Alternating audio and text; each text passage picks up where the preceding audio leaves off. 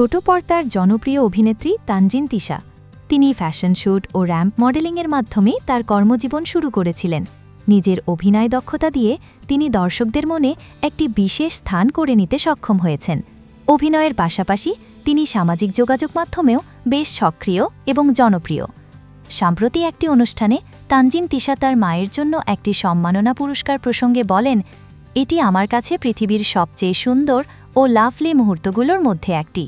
আমার মা এই দ্বিতীয়বারের মতো কোথাও আদর্শ মা হিসেবে পুরস্কৃত হলেন। তিনি আরও যোগ করেন, কারণ আমি বলবো, প্রতিটি আর্টিস্ট সন্তানের পেছনে বাবা মায়ের দায়িত্ব যেমন অনেক বেশি, তেমনি বাবা মায়ের বোঝাও কিন্তু কম নয়। সেই জায়গা থেকে আমি আজ এখানে দাঁড়িয়ে আছি, ঠিকমতো কাজ করতে পারছি, এটা শুধুমাত্র আমার মায়ের জন্য। সেই জায়গা থেকে আমার মাকে যখন এই সম্মাননা দেওয়া হলো, এর চেয়ে বড় পাওয়া আমার জন্য আর কিছুই হতে পারে না। তাই আমি সত্যিই খুব খুশি। ভক্তদের জন্য একটি সুখবরও শোনান তিশা। তিনি বলেন, আমার দর্শকরা যা চায় আমিও ঠিক তাই চাই। আমি সবসময় খুব ভালো বাজেটের এবং ভালো কাজের জন্য অপেক্ষা করেছি। আমি সবসময় চেষ্টা করি বেছে বেছে উচ্চমানের বা কোয়ালিটি সম্পন্ন কাজের সঙ্গে যুক্ত থাকার।